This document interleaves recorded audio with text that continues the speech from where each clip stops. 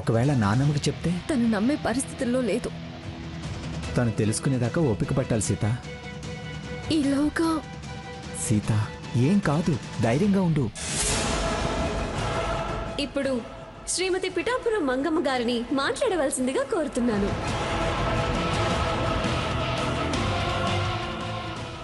అందరికీ నమస్కారాలు. నా మీద ఎంతో అభిమానంతో నన్ను అభినందించడానికి, ఆశీర్వదించడానికి ఇక్కడికి వచ్చిన మీ అందరికీ నా మనస్సు మాంజలి.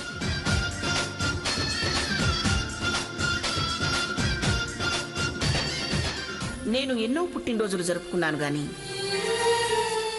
ఇంత తృప్తి ఏ పుట్టినరోజు వేడుక నాకు ఇవ్వలేదు.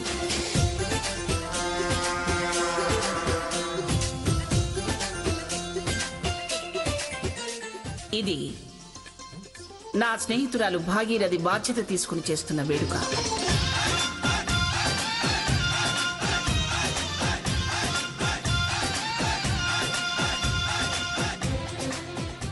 ఇదో గొప్ప బహుమానంగా మరో స్నేహితురాల్ని కలిపి నాకు ఆనందాన్ని పంచిన మహత్తరమైన వేడుక.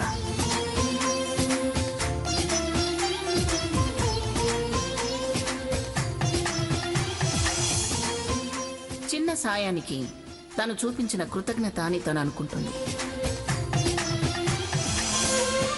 కానీ కొండంత ప్రేమ నా మీద కురిపించింది అని అనుకుంటున్నాను.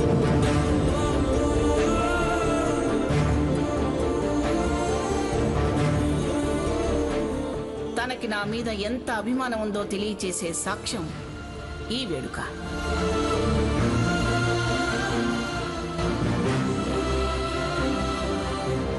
మా ముగ్గురి స్నేహం కలకాలం ఇలాగే సాగాలని కోరుకుంటున్నాను.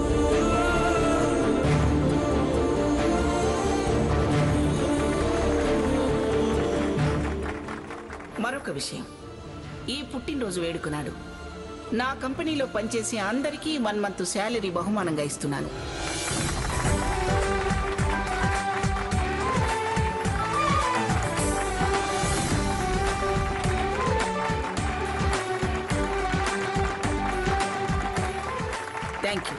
Thank you.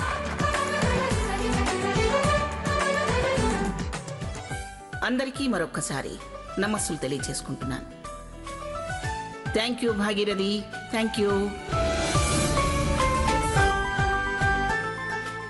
Harthi, next cake తో ఫినిష్ కదా?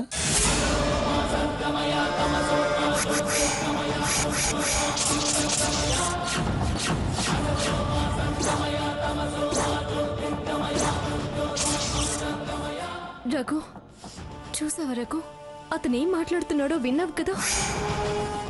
Yes, there ends the matter.